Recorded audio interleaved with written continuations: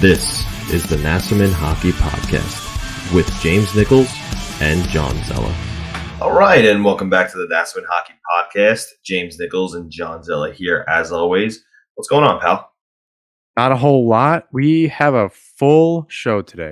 Full show. Really excited. It's going to be 100% Islanders. Yeah. We couldn't even fit anything else in. Yeah, lots of stuff, jam-packed. Do we want to start, though? I want you to say your news. What news? What news? Jeez. And I also want to very briefly talk about the crime and penalties, my homework. Oh, yes. From last week. So yes. We say your news, and then you have questions for me for the show. All right. So I'm sure everybody knows by now, it was announced on Twitter, but if you don't, I am or have joined David Pagnotta and the Fourth Period as their New York Islanders correspondent. My first article went out yesterday as you're hearing this. So if you didn't see it already, go check it out on thefourthperiod.com. That's my new home for Islanders content. So exciting times. I was really excited to get going with them. And it was, it was kind of a dream come true. It's definitely a big deal. No, you're absolutely. You've been working really hard over the last year and a half. Really, since we started the show, you kind of dove in even more from when you started with the Hockey Writers, and you kind of blew up in the scene, and the show kind of was a part of that. But your writing was really popular, and they obviously saw something in you, and that's awesome. Definitely proud of you, bud. Thanks, man. I appreciate that. It's cool as hell to be even tangentially associated with the Fourth Period. Yeah. I'm still at Hockey Writers. You can still find my stuff there, but cool. It's kind of cool that we're branching out. You can kind of see a lot more content that way, and pretty cool. More news to follow, I think, from your end. Yes, more news to follow. Some more fun and exciting things coming. Look out for a couple teasers in the coming days or weeks. So that'll be fun. But let's get to your homework. So you watched Untold Crime and Penalties. Yes. Okay. I did not expect that at all. Okay, so first of all, spoilers. If you have not watched it yet, you might want to skip ahead. I don't know what to tell you. Yeah. I did not expect any. I was gonna say half any of that. Okay. 0%. Because I had to look up. I was like, what is this league? Because there was a weird time in the 90s and the early 2000s where before the ECHL, and even really the full build out of what we know now as the AHL, happened. So there's an IHL at some point. There's the UHL, which this Trashers team is a part of. It was kind of the Wild West, and that's really how, if you look back at hockey history, there's a million leagues. Yeah. They change names. The EHL becomes the NAHL. It's craziness. Slapshot era, like all these leagues. There actually is a federal league. I don't know if you knew that. There's I believe there's a federal league that's like real low level pro. Yeah. And I only know that because there's a team around here somewhere, but I can't remember where. If it's even still running. But no, I didn't know. Seeing when AJ's opening the show and he's like, we knew we needed to sign, get one person involved, Gretzky, and I'm like, well, I know Wayne Gretzky didn't play for this team. That's exactly what I was thinking. What else? And you're like, obviously you don't think of Brett Gretzky at all. Well, how great of a move was that by them? He did it they went to the final in the second year. Yes, they did. As much as it was absolute banana lands craziness, it was really hard to argue the success there. He built a contending team. In that era, it worked really up until then. After that, it really changes. Right. Even the AHL, but that, and then nasty John Morasti's involved. Yep. And then the lockout, and Mike Rupp gets involved after winning a Stanley Cup and scoring the game-winning goal to clinch the cup. Not just winning the cup, he literally won the cup. Yeah, like he did that thing, and then he just was very open. Like, oh yeah, he just gave he's like, didn't he say something about like just gave me a bag of money and a bag of cash? Like, no, not like a metaphor. He wants to hand you a bag with cash in it. Oh yeah, absolute craziness. There was something else in the show. Like, he had met the guy, Jimmy, right? Galante. Yeah. Meets who plays John, Tony Soprano, whatever his name is, the actual Galfini. And he actually meets him, and he writes, like, he gets a picture taken with him, and he writes, "To the real Tony Soprano." Oh my God. Like, it was just, it's like, but how crazy. You couldn't script this. You couldn't script this if you tried. They literally based the Sopranos on this family. Well, the crime family, yeah. Yeah. Oh my God, what a story. And then AJ, like, they have I'm not good at anything related to wrestling, but he has, like, I think The Rock and a bunch of I don't know. I want to say WWF, but that's super dating myself. Whatever professional wrestling group came to his, like, 10th birthday party. Okay, yeah, you're right. It was the WWF. It was but it was all like, it was like The Rock before he was The Rock. Like, he had a different name. It was like a group of them that they had a name. I don't remember what any of this is. Or maybe I never knew. That's probably the case. But whatever it is, whatever like the group of those wrestlers were called. Yeah. Like, came to his birthday party. Yeah. Absolute craziness. Just madness. I wish I wonder if there's any more stories. They can't top that. That was like real life Slapshot. That was like, if Slapshot was, I mean, and Milbury has said, Slapshot was a documentary. They just changed the names of people to protect their identities, right, or protect the innocent. Or listen, whatever. I listened to a few, because he's on a ton of podcasts right now. AJ Galante, he's guesting everywhere, and he's talked about the producers. He gave them, he had a camera, like a camcorder that he just brought around all the time and gave them footage. And somebody asked, they were like, "Is there anything that wasn't in the documentary?" And they were like, "We had to cut out like 2.5 hours of footage. That there's so much more that happened, but we had to we had to reach a requirement with Netflix. We couldn't have that much footage. It was they should have made it too long of an episode. Should have made it a series. Yeah, that'd have been great. What a! It was one episode that I never wanted to end. I never wanted it to end. That was 2 seasons and like however long it was not long enough. No. The Danbury Trashers definitely need to make a comeback.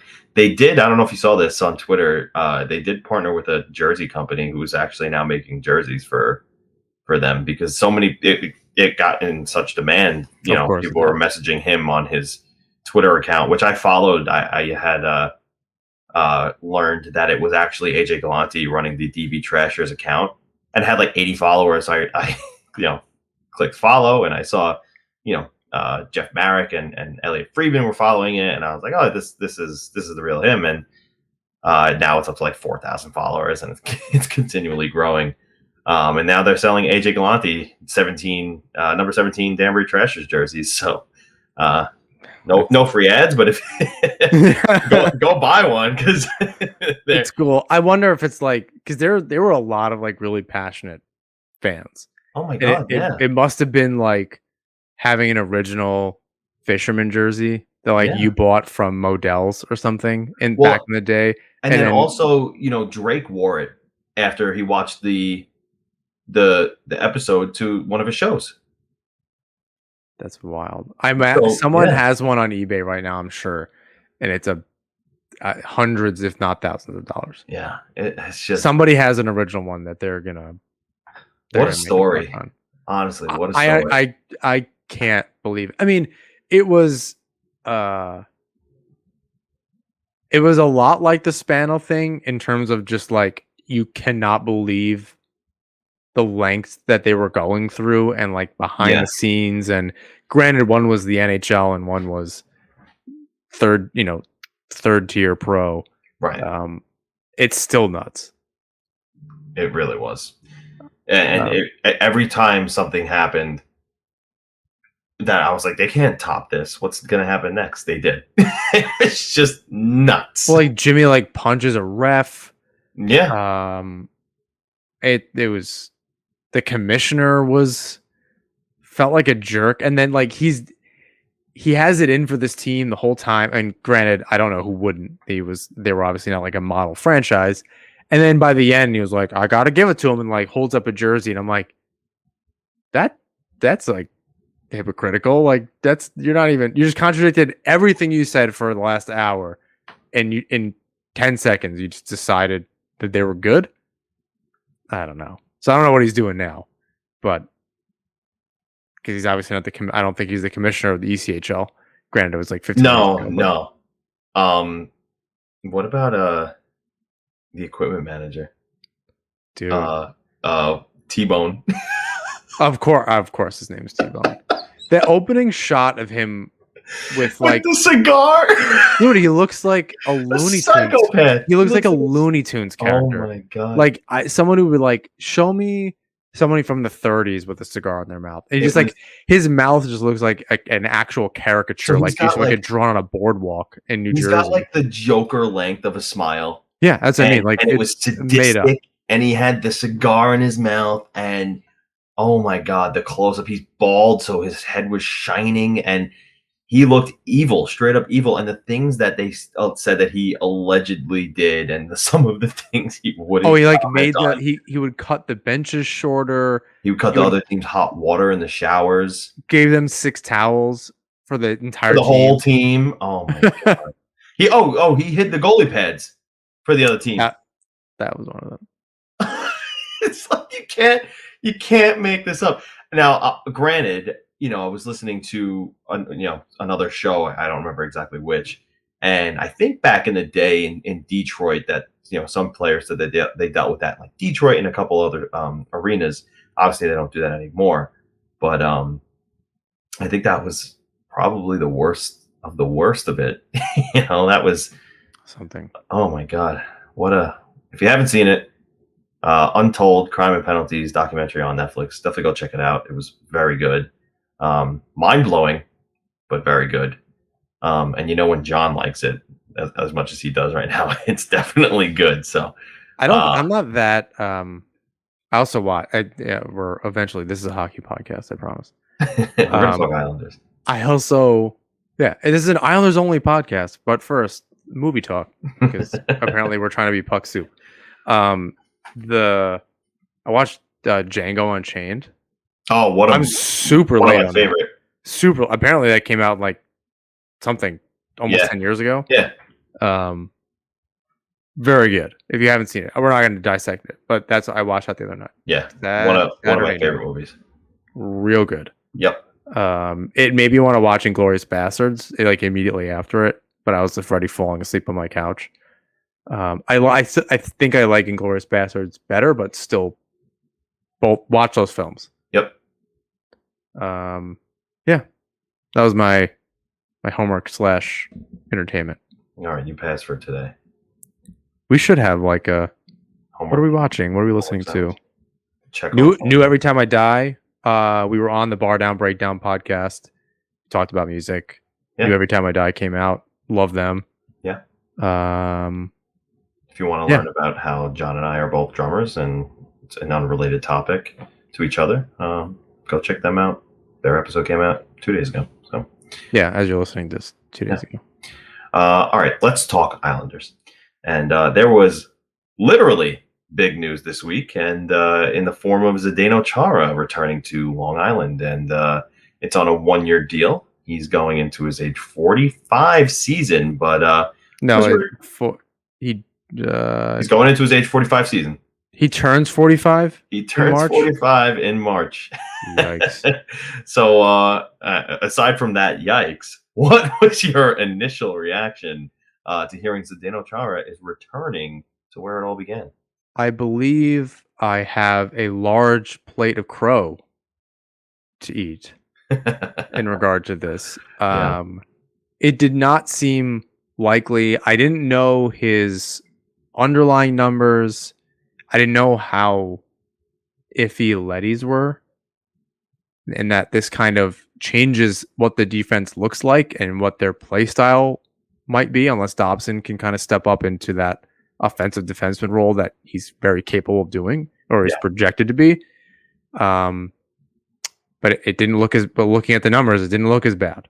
And that's my very limited knowledge of underlying numbers.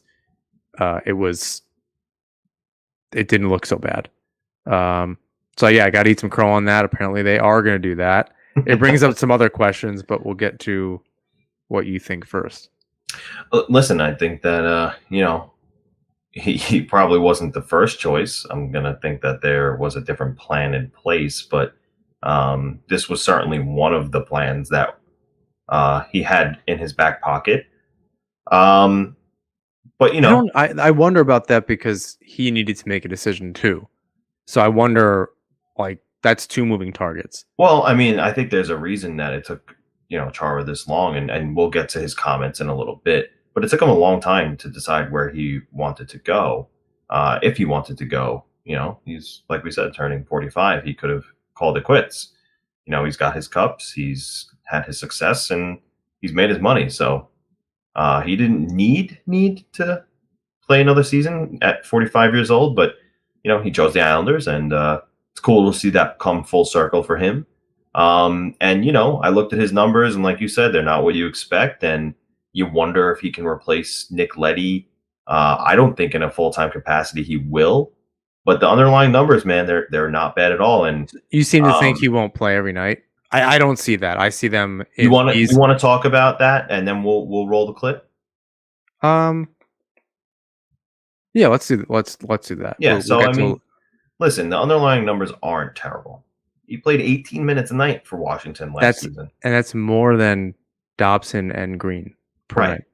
Right. So, if he's platooning in a second pairing role or a third pairing role, I think it'll look like, how we joke about the forwards at the 3-second lines. I think it'll be 2 second pairings. I think they'll buoy each other. They'll try to even keep those minutes as even as possible. Those two pairs. So, and in the Barry Trotz system, he's going to, I think, have more success. The Capitals aren't playing the same style they were when Barry Trotz was there. Barry Trotz is now with the Islanders, and the Islanders playing that system. The Capitals are a little bit more run and gun. The lingering effects of the defensive responsibility, sure, it's there, but it's not the same system. Trotz isn't there. If you take the head of the snake's going to die. So Barry Trotz is now with the Islanders, and the structure's there, and I think it's just going to suit him much better playing in this system. So it's, he doesn't have to be the fastest guy. The system doesn't call for that, and he's not going to be the fastest guy. He's 45. Green still plays really well. His underlying numbers, there was some Fresh had posted, top defenders, something or other, and Green was far and away. He was the top guy. It was puck retrieval or something? I think that was it. It was something he won the most puck battles in the NHL last season. Yeah, by a healthy margin. And that's no easy feat. That's nothing to snooze over. So, these guys can still play. I get it. They're a little older, and everyone's worried about, the average age of the team, but these guys are all on 1-year deals, and they'll all be gone next season. Likely. It's not, I'm not going to sit here and say, listen, you never know. Chara signed as a 45-year-old to the Islanders this season. Maybe he signs again next season if he feels like he still wants to play. But I wouldn't put my money on that. I'd have Green as a 7th defender at that point, if anything. Right. If they can't find, if one of the kids aren't ready, or they can't find a way to get I can't remember if Dunn has a 1-year deal, if they're trying to get Dunn next year. So another defender like that. He had 2 years. Yeah. So I don't know, whatever that looks like. They have a lot of money coming off the books. You said that a bunch of times. I think the more I was excited about it. It's a great story. 2 decades later, he comes back and writes this 2-decade-old wrong by Milbury and blah, blah, blah. I love that he had the jerseys and you put one on and it was very clearly like from 2001 or 2000. It was super cool to see that. I didn't see, and I was expecting somebody to do it. And I don't know why I didn't do it, but I guess I didn't want to be negative and kind of rain on parade. But wasn't it Barzal that walked Chara in that playoff series? Like, what am I making that up? Like, for what? He did get burned. Like, real bad by Barzal. Yeah. And he was, to be fair, Chara was one of the 3 defenders that got burned on that play. Right. But he was still one of them. And it didn't look good. I didn't even bother looking it up. I'm sure it exists. Yeah. I know what you're talking about. I don't know specifically who was involved in the play except for Chara. But you're right. It did happen. However, I know, I see what you're saying. But again, in the Barry Trotz system, I think things are going to be much different than what they were when he was playing for Washington. I hope Boston plays a more similar style to the Islanders than the Capitals do. And he obviously had more success in that system. And now, granted, he was a few years younger, but it might feel more similar to him. It might be better for him to play in this system. I shouldn't even say might. I think it's definitely going to be better for him to play in this system. So, again, I don't think it's going to be every night. For the rest of the defense, like you said, it could be that, the second and third pairings get equal minutes. And, does anybody get the Dobson treatment this year? I think so. I think it's possible. And maybe I don't think they have I think that would have been a plan, but they don't have the roster room. They don't, but that's why I was going to say, I don't think it's going to happen right away. I think it's going to take a couple of things for that to happen. But you might see Salo or Bolduc get that treatment if it does come to that. And I wouldn't be surprised if one of those two made a case for themselves to stick around. So, I think didn't Dobson he couldn't play in the A. He had to go back. He was underage. I think that's what the difference is here. That is, if they can get the minutes and get top pairing minutes. Or top, first or second pair minutes in the AHL, and there's some new assistant coaches down there. There's a kind of hopefully a step in the right direction. They did end the season better than they started in Bridgeport. They'll have a lot of veteran presence kind of coming in. Yeah. So to me, that's a better option. I don't think. I think you're right. These guys not be developing. It's like having your sometimes your second goalie in the system that you'd rather put right in. Sometimes it's your starter in the A, because they're playing games all the time.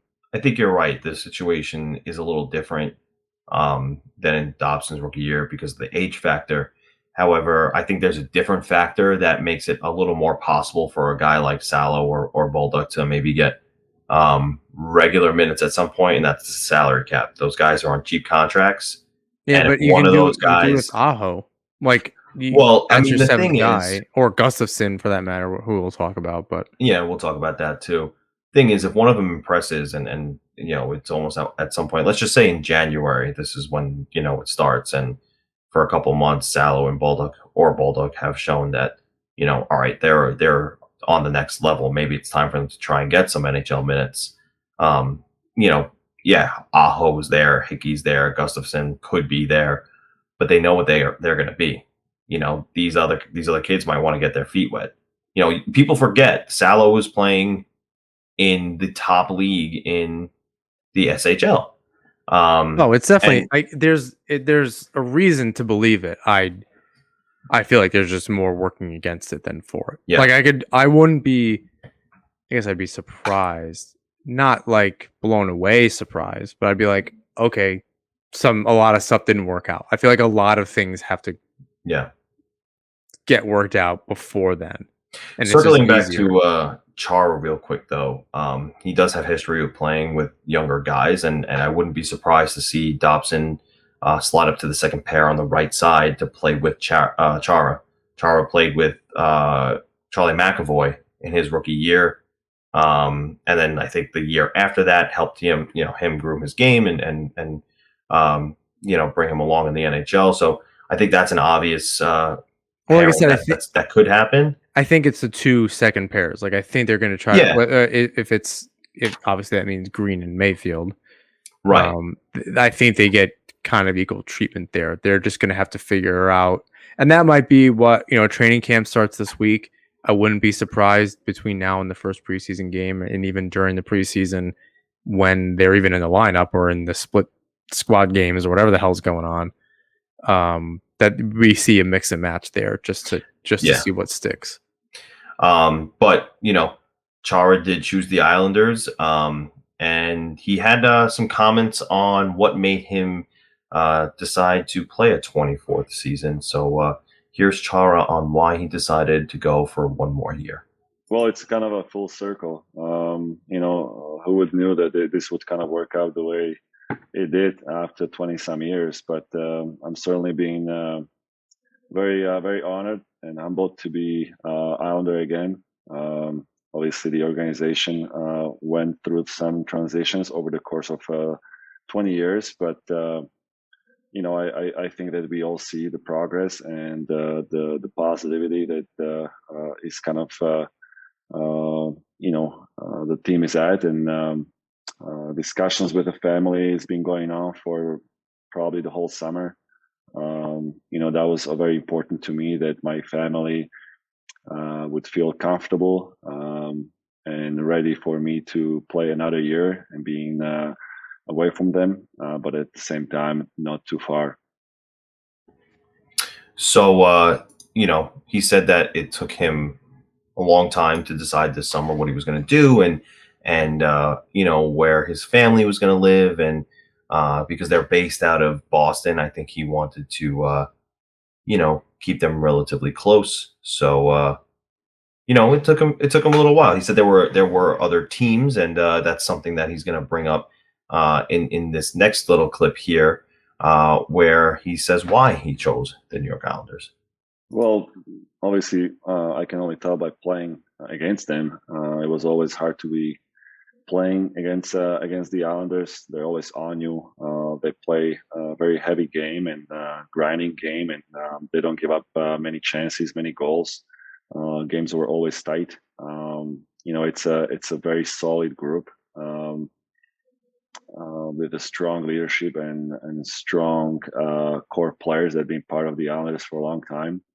Under the great coaching staff and one of the best, if not the best, managers in the league. So I think it's a well structured and cultured team now, and for sure they just I think making a lot of noise around the league, especially the last few years. I like how he said it's a well structured team now. Almost referencing like, yeah, I know where I came from when I used to be an Islander. Not even that far. Like, you don't have to go back that far for it to be just an absolute mess, frankly. Even if they were making the playoffs, it was very one-sided. Yeah. They got timely saves and a lot of goals. Right. But that it wasn't good. He sounds like he came here because not only did he want to, it to be a good geographical location for his family, but, he likes the way the organization is run. It's obviously very different from what he's used to with, in the Islander organization. Probably more what he's used to when he was with Boston and maybe a little bit of Washington. So, new arena, state-of-the-art practice facility, all of these things that, give him the green light in his mind to say, yeah, I'm going to go to Long Island, in addition to the fact that he very well does have a chance to win another Stanley Cup. Yeah, I mean, Washington wasn't trending in the right direction. Maybe they didn't want him to come back. So yeah, the Islanders definitely give him that opportunity. Yeah, absolutely. Before we move on, we just want to take a quick break and get to our sponsor. Support for this episode is brought to you by DraftKings.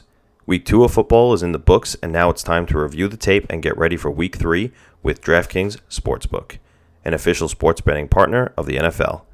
To kick off another action-packed week, DraftKings is giving new customers $150 instantly when they bet $1 on any football game. Listen up because you don't want to miss this. Head to the DraftKings Sportsbook app now and place a bet of $1 on any Week 3 game to receive $150 in free bets instantly. If Sportsbook is not yet available in your state, DraftKings still has huge cash prizes up for grabs all season long with their daily fantasy contests. DraftKings is giving all new customers a free shot at millions of dollars in total prizes with their first deposit. Download the DraftKings Sportsbook app now and use promo code THPN to receive $150 in free bets when you place a $1 bet on any football game. That's promo code THPN this week at DraftKings Sportsbook, an official sports betting partner of the NFL. Must be 21 years or older. New Jersey, Indiana, and Pennsylvania only. New customers only. Minimum $5 deposit and $1 wager required. One per customer. Restrictions apply. See DraftKings.com/sportsbook for details. Gambling problem? Call 1-800-GAMBLER or in Indiana, 1-800-9-WITH-IT. Additional support for this podcast is brought to you by Manscaped. Attention listeners across the galaxy, all the way from Australia to Houston. Do we have a pube problem? If so, our friends at Manscaped have cleared you for takeoff with the 4th generation brand new Lawnmower 4.0. Kick your pubes to the next planet with the Performance Package 4.0. The orbits in your pants will feel like they're in zero gravity when you use the best tools for the job from the leaders in male grooming.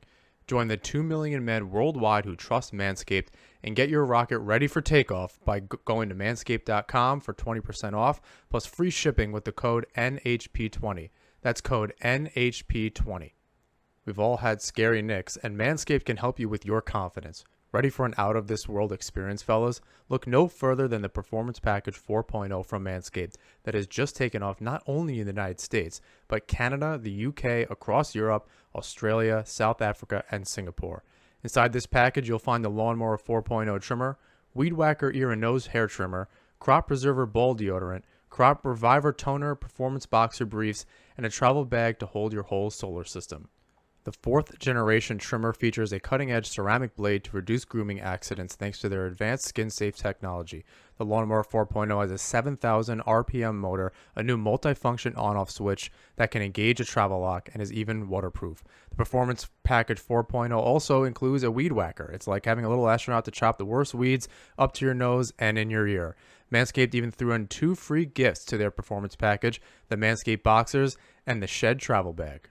Get 20% off plus free shipping with the code NHP20 at manscaped.com. That's 20% off plus free shipping with code NHP20 at manscaped.com. Your boys need some help. For a clean Trinity and beyond, your Spaceballs will thank you.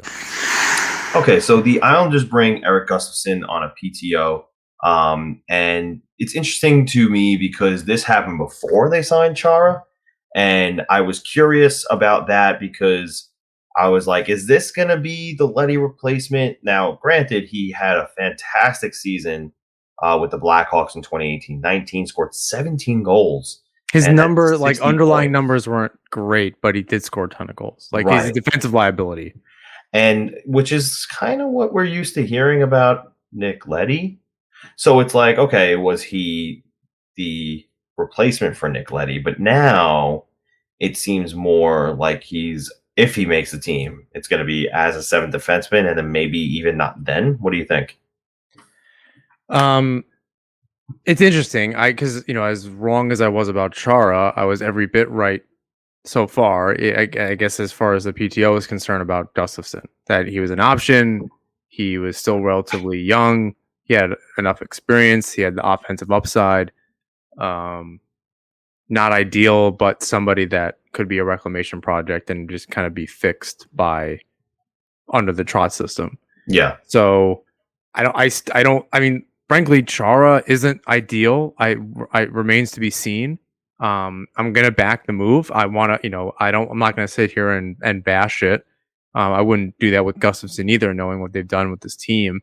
Green is not ideal either on paper, right? Like there's, outside of like you see some of these numbers coming out that he's winning puck battles and whatnot, but I think it's you have to see the product on the ice. So I'm willing to to kind of see what shakes out. I don't know where that actually leaves Gustafsson. Like, if he does stick around, obviously that means he's a 7th defender, which means Aho and Hickey are gone, like at least in the AHL. It means there are no kids, and that's it. I think if he wins the contract, that's only good news because it could be a two-way too. Like, it could be to make their lives easier, and he needs to know that. And he starts the year as a 7th defenseman, and he might get immediately, if Aho or Hickey or Bolduc or whoever is playing regular minutes in Bridgeport, he might be sent down and then brought up immediately as an emergency because they're playing. If he's not been playing for a while and one of them have been playing, then that's that happens all the time. Yeah, and also I think that if he wins the contract, it just means that they see something in him that he has something to offer. And if it's in a 7th defenseman capacity and he's rotating in, and maybe he plays regular minutes if Andy Green needs a breather and then Chara needs a breather, and he's playing every game, rotating in with Green and Chara, you could see him maybe return to form. I think of it as this, he had a really great year. The following year, his production dipped a little bit, regressed to the mean, but then the COVID year comes and he signs with Philly and they're not that great. And he had a hard time there, moves on to Montreal and a little bit better, helps them, maybe get to the Stanley Cup. Not that he was the reason, but, they got there. He played 16 games in the postseason. So, maybe he just needs a little bit of consistency and if he can play in a better structured system, that might help his defensive woes. So, yeah, he didn't play very much in those games, right? In the playoffs, it was around 10 minutes a night.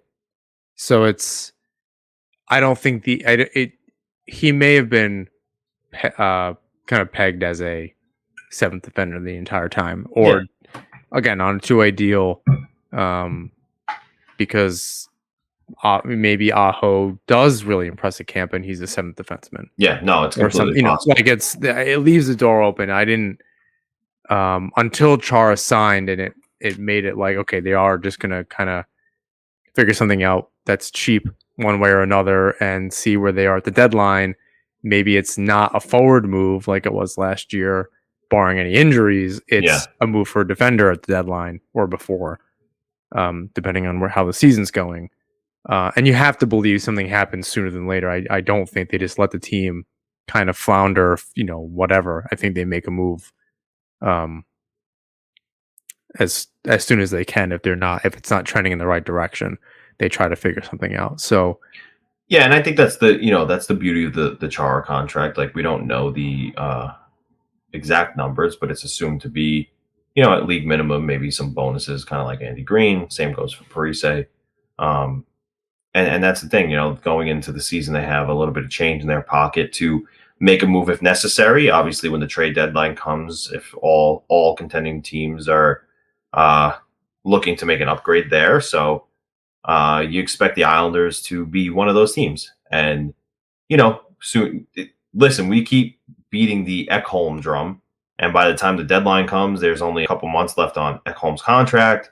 Maybe Nashville's not in it. And, then all of a sudden, that top 4 is looking pretty good with Ekholm in it. So, but listen, nothing against Gustafsson, nothing against Chara. I think they're going to be solid for at least, the start of the season. And there's probably could be a plan in place to make a move later. So we'll see what happens with Aho. We'll see what happens with Hickey. And if the kids don't end up in Salo or Bolduc, end up in the NHL at any point this year, that's okay too. Another year of marinating in the AHL, get some North American experience under their belt, or professional hockey experience under their belt. In Bolduc's case, I mean, and which one of them has like 24 games in the AHL? Bolduc, and that's why I said yeah. I don't think it. I mean, I think it doesn't make any sense to me for that they're anywhere near the Islanders this year. What happened was that last year's taxi squad gave everybody the idea that maybe Bolduc is closer than he is, because Trotz had said there was a possibility that Bolduc could have been on it.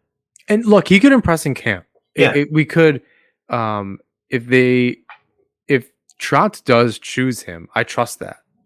Exactly. Like there's something that he's seeing that's making him want to be part, him want to be part of the lineup. So I'll go with it. And like you said, in that case, I don't know how they work that out.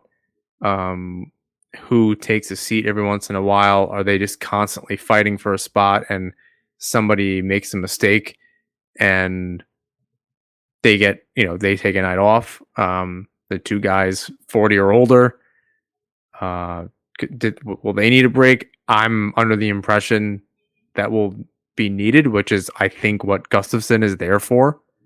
They're hoping that that Gustafsson impresses in camp and just has a strong showing so that they can have that flexibility, so that they don't need to, like, if they know there's a tougher matchup later in the week against whoever, a Toronto or a Boston or a Washington or whatever the case is, and they're playing Buffalo, Char, take the night off. Gustafsson, you're good. Right. Get or Andy Green, give him a break for a second. I definitely think that's possible as they manage, kind of like the NBA. They kind of manage their players a little more tightly, and players over 40 or 39 and older probably need that if they're going to go on another run. As I said last year, I think you brought it up. We haven't. Green's played very short seasons and then went on long playoff runs. That's like the equivalent of one season. Yeah. Not an entire 82 games plus 2 rounds plus. Right. And that's why, I said if Gustafsson wins the contract, it's only good news. They need the depth. And, Aho and Hickey are still around. Yeah. But the more bodies, the better. It's going to be interesting to see how the, roster size is utilized, but again, you can never have enough depth, especially in the first full season in now 2 seasons, and they expect to make a deep playoff run. So yeah, something tells me there's a deadline move that's to love the Chara thing. I think it's great. Ultimately, Chara as that 7th defenseman feels good. It's a placeholder. He and Green kind of being that 6-7. Yeah. Depending on who they're playing and all that kind of thing. So I think they're both pros. They'll roll with it. They know what their roles are on these teams, or on this team. And we'll see. Camp that begins Thursday will start telling that story for us. Yeah, absolutely. But somebody who won't be at camp, and we assumed that he would return. There was some talk that he was going to, but he is not. Travis Zajac retired, signing a 1-day contract with the Devils. He'll remain with the Devils in an on and off ice player development role and consulting role, while also working to grow the club's youth hockey initiatives. And I also did see something that he did say, if I wasn't coming back to play for the Devils, I wasn't coming back to play. So in his mind, the Islanders were actually never even, a thought. He did say, though, that he enjoyed every moment on Long Island. He was a pretty crucial part of that playoff run last season. Yeah, and I know there was there were arguments about, well, Wahlstrom didn't make it back in the lineup, and Zajac and Komarov stayed, and this and that, and yeah. Yes, Wahlstrom can score goals, but you need the defensive reliability of Zajac, his ability to win faceoffs occasionally. So yeah, he definitely was an important part of that run, and some of what he did was a little maybe not very sexy. So it's hard to it's the underlying numbers. It's the little things that he does that people maybe aren't noticing away from the puck, which is hard when you're not watching it live, to see those things. Happy for him. It's cool to see that he'll be retiring a Devil. I love those 1-day contracts. I think they're super cool. So happy that he'll be able to do that and retire a Devil. What do you think? Does a player get anything like in exchange for signing that 1 day contract? Like, here's a stick of bubble gum.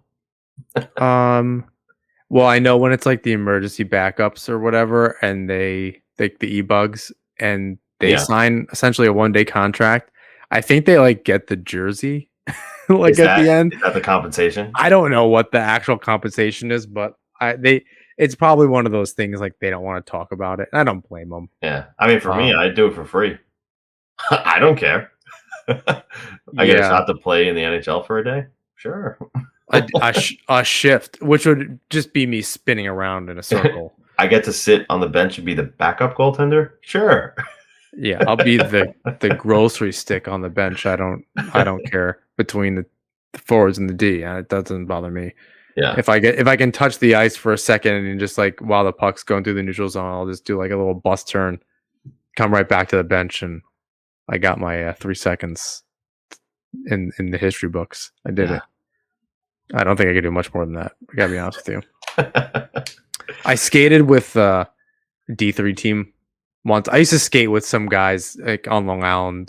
This guy Alexei would do stuff at the rinks, and I felt like I could keep up. When I was like younger, I was doing okay. Like I'd skate with some OHL guys at like younger OHL guys at Iceworks in Syosset. I felt like I was okay. I skated with these D3 guys who had like been through juniors, were 3 or 4 years older than me. Yeah. It was like a drill, and I was trying to just like make it around a cone to like receive the pass, and everything else had been done. And I just see like by the time I turned, the puck was like way behind. It was already gone. I was like, yeah, I'm just gonna skate to the end of the line. That's the end of this. Thanks very much. Like I just happened to know them. Like they lived down the hall from me. They're like, come for a skate. Yeah. Didn't work. It wasn't good. Pretty much called it a career if that I was going anywhere. But definitely, I felt it was over very, very immediately. Yeah. There was a question asked on Twitter via Isles blog and Eyes on Isles writer Nicole Sherman, and she asked, "What player would you want to come back and sign a 1 day contract to retire with the Islanders?" Do you want to go first? You first. I think somebody had replied with a posto, and then I watched a video of his 4-goal game, which brought back a lot of feelings. That 2015 season, Howie Rose is there, watching Tavares a little bit. Like it was a lot of things. He feels like a really good candidate for me. Man, do I wish that he worked out with the Islanders, because I just imagining him on the third line or something. Like he was just good. It was such a hard work. He would have done so well under Trotz. Yeah, I feel like that would have worked. Like that would have really. He was a 20-goal guy. He really could have had his game. Though. He did. He really got injured in Buffalo. He was playing with the Sabres players, even whenever that, signing with them 5 years ago. Yeah. He would have really benefited from Trott's system, I think. That was that team with Trott's structure, which is a lot of those guys from that time period. Yeah. Save for Oposo and Molson and some of these guys. Molson maybe not, but I feel like Oposo would have benefited from having a lot of that structure. Yeah. And I'd love for him to come back. If he retires or injuries or whatever, I'd love for him to come back. That'd be super cool. Franz Nielsen. That's another super obvious one. Considering he left the league this year, it would have been nice for that to get figured out. I think it's hard. I don't know how it works with like Zajac just left the Devils, so the GM knows him. Nielsen has no connection essentially with this administration. Yeah. I don't know how that works. I don't know if they same goes for Oposo. I don't know if they feel that obligation to do that. So I don't know how that works necessarily. It had to have been like the next season after he left or something, maybe also if if there was a different ownership or a different general manager that was with the Devils, I think they still would have had to have done that just because of what Zajac did with that team and the success that they had. It was just so recent. Like to do it now I know. for any of these players doesn't. Yeah, I'm just saying. Right, but even if it was a different general manager and he had no connection to Zajac, they still would have had to have done it just because of the history with the team and Zajac. Yeah, as long as it's the next year. Yeah. But okay. Let's talk about the Islanders media availability on Tuesday. Lou Lamoriello on a conference call. And this is per Arthur Staple. Everyone in our organization, staff, coaches, players, are vaccinated, including AHL staff, coaches, and all but one player. And that one player is a AHL player. That's what I got out of that too. Well, it was confirmed later that it wasn't. Okay. It's an AHL player. Lamoriello did go on to say that he or that player will not be allowed to skate until the deed is done. Another tidbit: Anders Lee is cleared to skate and will continue to progress. Speak. I got this. I do this, right? We podcast. Lee will be ready for the beginning of the season. Peugeot will also be ready for the start of the season. He had that hand surgery. Matt Martin had ankle surgery, something that we didn't hear about in the offseason, but he will also be ready for the season. So there were some other signings as well. Cole Bardreau signed a 2-year, 2-way contract for, I believe it was worth $750,000. And then a long list of players signed a 1-year, 2-way contract. Dmitry Timashov, Otto Koivula. We don't know what Kiefer Bellow signed for yet, but he is going to be signed. Presumably a 2-way deal. Presumably that is probably what the contract is going to be. Andy Andrioff coming over from the Flyers. Paul Ledoux. We don't know Michael Dal Cole's contract. It is a 2-way deal. We don't know for how much. And Corey Schneider is returning as well on a 2-way contract, and he will likely be the netminder once again in Bridgeport. You got that sense when the other day, last Sunday, they were all hanging out together at the Jets game. Yeah. So, I don't know. Those are key into that. I don't know. Is it one of those things where they all went and they were like, do you think Lou is going to be like upset that we're all here? But, it looks like the Jets knew that they were coming. So they had like their own Jets jerseys with their name, with their numbers. And that's how you could tell who was who. Like Dal Cole's like, oh, 28. I see him. Wait, so speaking of Dal Cole, my favorite thing, and I don't know if you caught on to this, was that Dal Cole was hiding the fact that he was actually wearing a Patriots jersey, and he put his Jets jersey over the Patriots jersey just to, have the photo taken. Dude, wild. I thought that was hilarious. I don't know if you picked up on that, but I didn't know that. No. Yeah, go look at the picture. You could see the Patriots jersey sticking out from underneath the Jets jersey. And if any football fan is listening to this and is a Jets fan, they're losing their mind right now because you can't cover up the Patriots with the Jets and think that that's okay. Wanted to quickly talk about this Staple article. It came out before the Chara signing, but I did notice that in his forward line projections, something that a lot of fans and listeners are not confident in happening, but he did have Oliver Wahlstrom on that first line and Kyle Palmieri on that third line with Zach Parise and JG Peugeot. So that made you feel better. You can do your dance. I do. Listen, I have the same thought as him. I'm not bringing it up to pat myself on the back. I think that it only makes sense to do that because, again, Lee and Palmieri play too similarly, and I think having two lines who can have the same structure and both can kind of run and gun while also having a guy who can crash the net. That's a pretty good recipe for success. So I want to see it. I want to see Wahlstrom be able to own some of the defensive responsibility. Now that he didn't show that last year, but own it 100% all the time. You can't let up. You can't make mistakes. That line needs to just kind of gel really quickly. So it's possible. I want to see it. I that third line looks great too. I think that adds a lot of depth, and I think you and I have argued kind of for and against our own beliefs on this, right? Ad nauseum, kind of on other episodes. So I think it looks good. This is the top 12.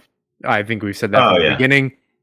I think I've been saying that since July, that I'm pretty sure that there will not be a Tarasenko trade, that this is the forward group. We know exactly what it's going to be.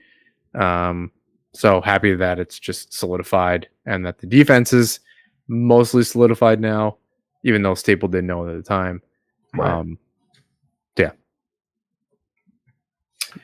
Okay, so JFresh Hockey on Twitter, and if you don't know him, he's at JFresh, has the Islanders at a 92% chance to make the playoffs, the highest in the Metro. It was also the fourth highest among teams he had projected to make the playoffs. It was the lowest of all the number ones in each division, but nonetheless, it was number one in the Metropolitan. So that's encouraging to see. We said this last week, but they're finally starting to get the recognition that they do deserve. I was listening to Saravalli today on DFO Rundown, and one of his 3 locks to make the playoffs out of the Metro is the Islanders. So high expectations this season, very high expectations. But let's talk about the way too early predictions for the East, starting with the Atlantic and then the Metro. John, what does the Atlantic look like to you? This one, I mean, I think obviously Tampa's pretty poised to continue their run in that division. People have Florida really high. I don't know much about. It sounds like Sam Bennett, right? He's there and has a deal. Yep. He played well for the short amount of time that he was there. Sam Reinhart now. Sam Reinhart. So people have them. I think some of the books have them at over 100 points. Maybe 100, 101 points. You got Toronto, for all their failings in the playoffs, are a decent regular season team. Austin Matthews is a goal scoring machine. So I think, you got to see where Boston's going to be. So I think maybe that fight is between Florida and Boston, depending on what they're doing with Rask, how well Taylor Hall can play throughout the season. Their defense doesn't look great. It's pretty watered down after a lot of years of having a really strong kind of core there. So I would say, Tampa, Toronto, and then Florida, Boston, something like that. Mm-hmm. Other than that, I mean, you have Ottawa, Buffalo. That's not looking great. So I think it's the top 4 is pretty solidified. I think that an extra Metro team gets in. I think the Metro winds up with 5 teams. That's funny because Saravalli said the opposite. Really? Yeah. Maybe not, because you could see, obviously. Carolina's really good. Pittsburgh with Sid Crosby, you can't count out. Washington with Ovechkin. We'll talk about the Metro. But as far as the Atlantic, they got stronger. They still have Ottawa, they still have Buffalo, but Florida being as big of a powerhouse as they are right now, I think you're right. Tampa is still the team to beat. I'm really, really gonna be curious to see if they can operate the same way they do without that third line of Coleman, Gaudreau, and Gord. That's a big loss. It really is. It's a big loss. And I think that Florida got deeper. They could probably stand to use another defenseman. But, if Sergei Bobrovsky could be anything that he half of what he used to be. And, the kid Spencer Knight continues that upward trajectory. I don't know, man. They're going to be hard to beat. I think they have to give Bobrovsky a chance. Oh, yeah. I agree. But but they got a good tandem. Yeah, it's possible. Bobrovsky has the ability to do that for sure. Yeah.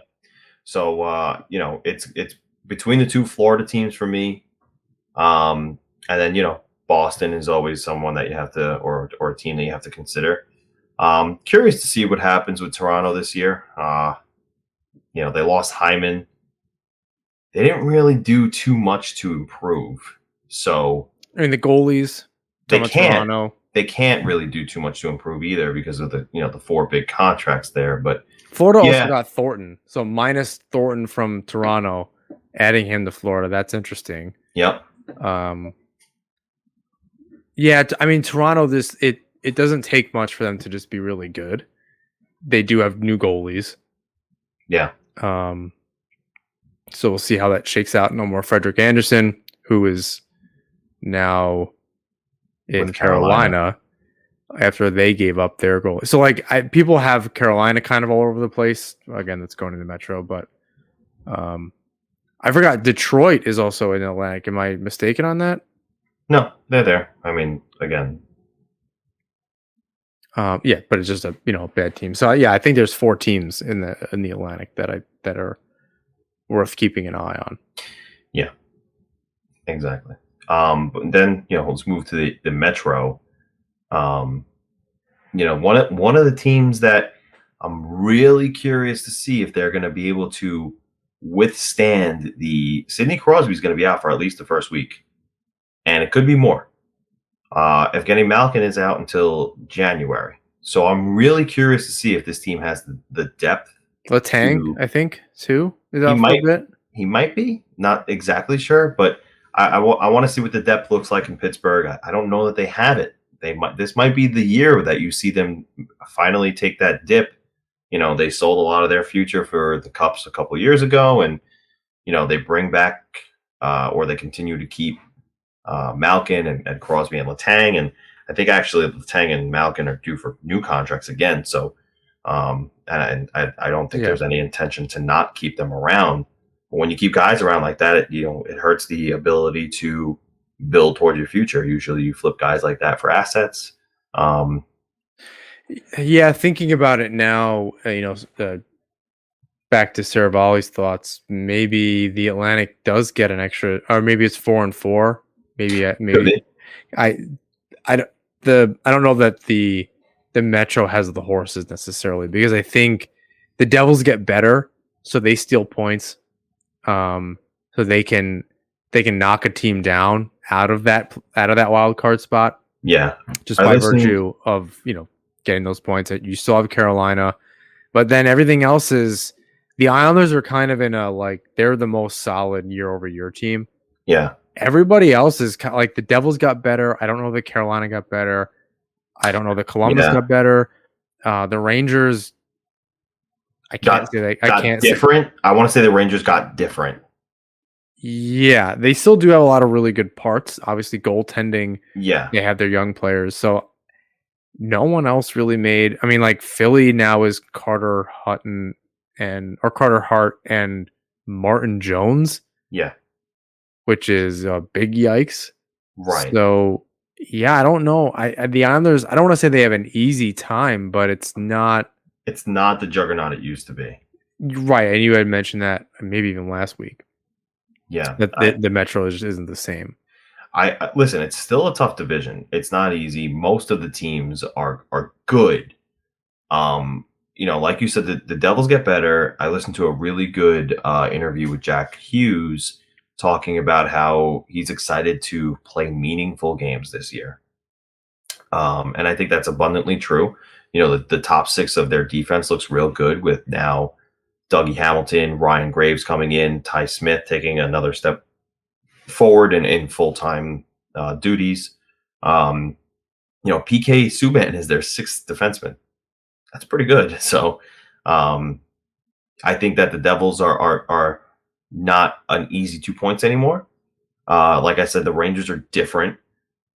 Curious to see what both Pennsylvania teams are going to bring to the table because I don't think that they improved. I mean, Philly got Cam Atkinson, Ryan Ellis, and Rasmus Ristolainen. Maybe some new faces in the room are necessary. They did get rid of Jacob Voracek, so I just don't know that it's enough. I don't know if the structure's there. So we'll see what happens in all of Pennsylvania with both of those teams. So really it comes down to the Islanders, Washington, who's older, didn't improve. Yeah. And Voracek went to Columbus. Am I making that up? Voracek went, for Cam Atkinson. Right. So does that make Columbus better? I don't know. So it really comes down to the Islanders, Washington maybe, and Carolina. Go ahead. Sorry. No, that's it. You could flip flop Carolina and the Islanders for who takes first place in the division. And unbiased, my unbiased opinion is I think it goes to the Islanders. I don't think that the Hurricanes got better. I think they got slightly worse. Yeah, I think that's right.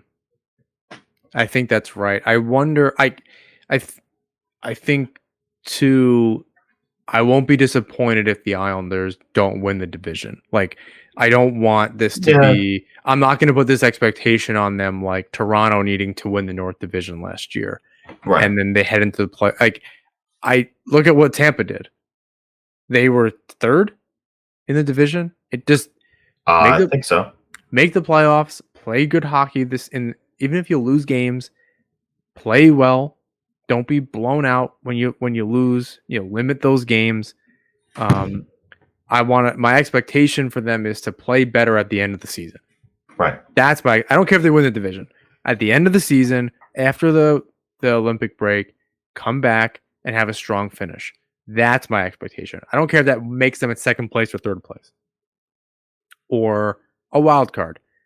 If they get in, it's good. I'd like them to be able to kind of not be in that wild card position. That would be kind of nice. But like, I don't care if they don't win the division. I don't care. If Pittsburgh magically wins, it does not bother me one bit. Right. So I think as long as they don't have to kind of battle out some of those bigger teams in the division in the first round, that would be great. That maybe is my expectation. I don't necessarily care if they win the division. That doesn't mean anything. It'd be nice, but I don't want it to be short-lived. I don't want to be thinking about that. It's really cool. Look what they did, and it means nothing because they lose in the first round. Like, be consistent all year. Play on their hockey. They can do it again. Yeah, fair point. All right, we had a mailbag today. Got a couple questions from a couple listeners, couple of fans, couple of followers. We're going to start with Brian Fargnoli, and he's talking about a downgrade in Parise, right? That would be a downgrade on Leddy, kind of. Oh no, I'm sorry. He's talking about a downgrade on Chara. Is that so? Correct? This, I think it was before. I think he had said this before. So the tweet was, and it may have been in response to one of my articles, that about the team looking a little bit better or something to that effect. Leddy being gone and Parise being there, that Parise is a downgrade from Eberle. That he's just worried that the team doesn't look as strong as it did last year. I think we kind of addressed this a little bit, but if not this week, then in other weeks. Right. But I think this is a stronger top to bottom lineup than last year for sure. And we talked about those numbers a long time ago. I did an article about that. That again, Lee is like an own rental kind of thing, where he was a UFA at the end of the season and you just didn't trade him. You're getting him back. You didn't have this lineup with Palmieri with a full head of steam out of Wahlstrom and Parise in the lineup. Like, this lineup didn't exist last year, so you can really do an apples to apples comparison. There's a lot more goals in this lineup, on a lineup that most likely won't have a ton of goals just by virtue of the way they play. Right. So I'm confident that the defense, rubber needs to meet the road. I need to see that. The offense, I'm a lot more confident about going in. Goalies, I have no problem with. Defense, even they've shown they can pretty much throw anybody in there and make it work by and large. But yeah, I'm okay with that. The next couple of questions come from our Discord, and just a quick plug here. If you haven't checked out the Discord yet, be sure to do so. It's in our bios on all social media platforms. You can join the Discord for a safe space to talk Islander hockey with other fans, and you'll get some NHP updates and Islander updates in there. We got automated messages coming from whenever there's announcements and such. It's a good time, and then the 150 members right now are enjoying it, and we hope to see you there with us and enjoy it too. And this is where you can submit your mailbag questions. And that being said, Ravenheart asks, how can players like Dal Cole, who I consider a bust, and other aging vets get more of an extended look than young upstarts like Koivula and Bellows? If they wanted to trade them for better assets, wouldn't showing their strengths make another team want to bite instead of showcasing others? They're not showcasing other young guys. They're trying to win games that are important, really. So the reason why you're not seeing guys like Koivula and Bellows get time is because the goal right now is to win the Stanley Cup. Sometimes you mortgage your future to try and win the Stanley Cup. And, with that being said, guys like Bellows and Koivula sometimes take a back seat. And it's tough because those are young, hungry players who want to make a name for themselves in the NHL. But, Lou Lamoriello and Barry Trotz want veteran guys who they know have been there, done that, and can get the job done on the ice, rather than guys who may be able to do that. We just don't really know yet. So they like to go with what they know rather than what, could possibly be. They're also think about how Lamoriello and Trotz are putting this team together. This is very like 1-for-1. So there's Bellows and Koivula. There's no room for them on the roster. They don't fit a role right now. Right. Whereas some of those other players can fit a role. There's more of a chance that some of those other guys can get in and out of the lineup or something like that. I feel like there's a reason why they're not getting their shot. They have somebody else that they can stick in there and play up and down the lineup in a Dal Cole, even if it's not pretty and on the score sheet, you can do that. So I think that's really important to consider too, is where do they actually fit in the lineup? And is it better for them to get games? Again, just like the defense, it's probably better that they're getting games played in the AHL versus sitting in the press box. They're not going to play every single night. It's not worth having them in 1 to 3 games a month. Yeah. Dal Cole can do that. Komarov can do that. That's very different. Yep, totally agree. No Diggity 885 asks, do you think Chara will take on the role of a teacher or role model for our young defensemen? With his experience, I'd like to have an assistant coach on the ice. I think even Pelech and Pulak can learn a few things. Well, he's signed to be a player, so he's going to play. But, he's another natural-born leader in the locker room. He's worn the C on his sweater for a reason. And, it's not going to hurt to have him with the team, obviously. And, on the ice, he's going to continue to be that leader that, got him the C on his jersey in previous years, with the Bruins.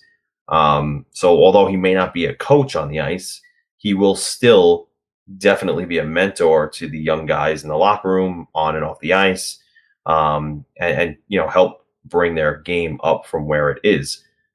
We mentioned this earlier. This is something that they did in Boston with Charlie McAvoy. They paired him with someone like Charlie McAvoy to teach him how to be successful in this league. So, it was definitely a calculated move to bring Chara in for maybe someone like Dobson, and if Baldock or Salo do wind up around, it's another good player and hockey mind to learn from.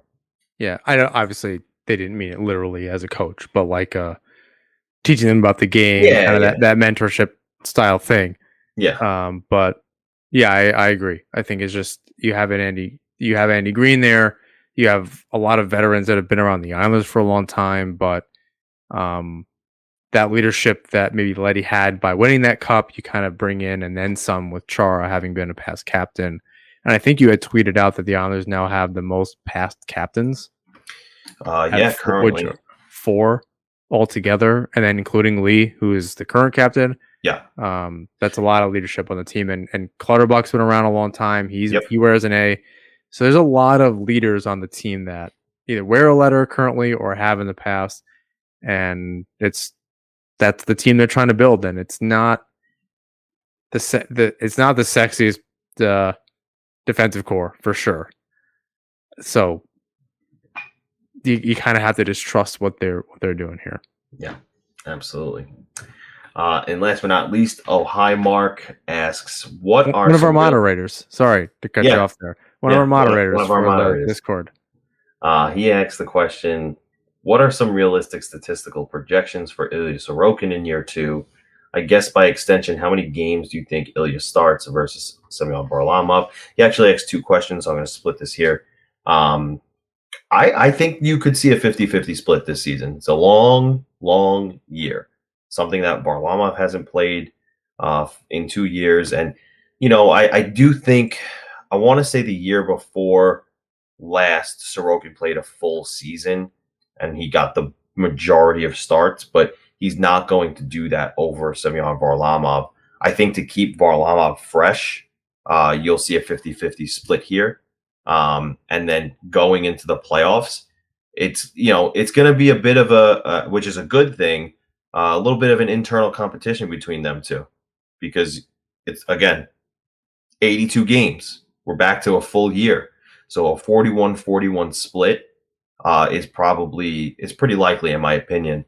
And they're both plenty capable of stealing games. And I think, if I'm not mistaken, take this with a grain of salt. I was reading some fantasy hockey projections, and the total wins between the two of them was projected to be 50. I think Varlamov was going to get like 27 wins, and Sorokin was going to get like 23 wins.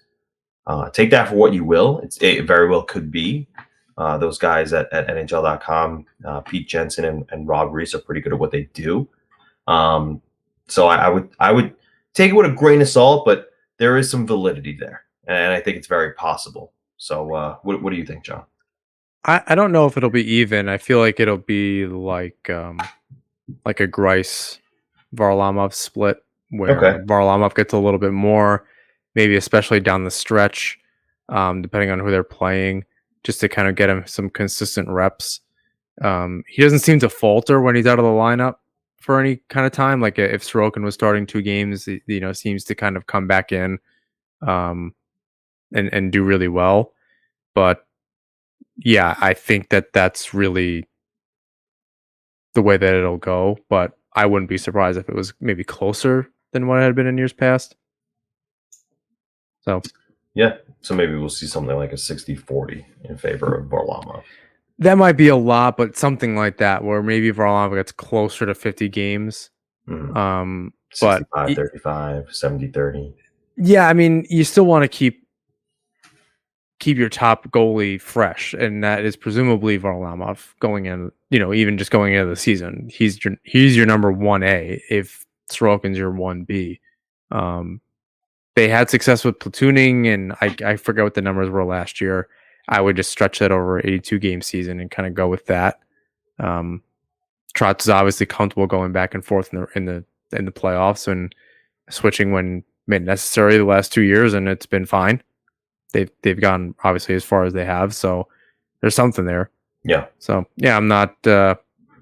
I think Varlamov gets just the majority based on it's his spot to lose. Right. Absolutely. Yeah. And the last question, also from Mark, was who gets that spot that was left by Leddy? We kind of addressed this earlier, but it's between Chara, Gustafsson, and Hickey and Aho. It's going to go to Chara. I think the plan is to have him at least start the year there and, see who rotates in. Maybe Gustafsson wins a contract and rotates between Green and Chara. I think those are your most likely candidates to be in the lineup this season, and maybe Hickey and Aho down in the AHL. But the spot is going to go to Chara. Yeah, I don't. As much as I would have loved to have a reclamation story with Hickey, that's not going to happen. Aho is obviously it's just not his time. He caught the Islanders at a weird moment. Gustafsson at best will be a seventh defenseman on a road trip to get a spot, and then maybe have somebody that's playing in the AHL come up. If someone's out for any kind of extended period of time, I imagine Gustafsson will not be playing like Aho or Hickey last year. I imagine he will not get a ton of games. I imagine it will be somebody that's getting some time in the AHL, which may be Aho or Hickey if they're playing regular minutes down there. So I guess that remains to be seen, but I agree. I think it's, again, Chara's spot to lose. They signed him and they want him, but he's got to come in. He's got to learn the system. You can't just expect him to kind of be there. It's not like somebody else that's like a bigger name. They have a couple moving parts in that position, but like Varlamov, I think it's Chara's spot to lose. Yep, absolutely. That wraps it up for our NHP mailbag, and that wraps it up for this episode, John. Yeah, I'm all set. That was a lot. It was a lot. Yeah, a bit of a longer one today. We want to say thank you to DraftKings and Manscaped. Use that THPN promo code with DraftKings and use that NHP20 code with Manscaped. We also want to say thank you to our overlords over at the Hockey Podcast Network. And of course, all of you, our listeners. Please rate, review, and subscribe wherever you listen to and watch the show. You can follow us on Twitter, Instagram, and YouTube at Nasserman Hockey. And like I said earlier, you can join our Discord for a safe space to chat and talk to fellow Islander fans. Lastly, you can find my work at thefourthperiod.com, and you can find John's work at the Hockey Writers. And until next time, everybody, let's go Islanders.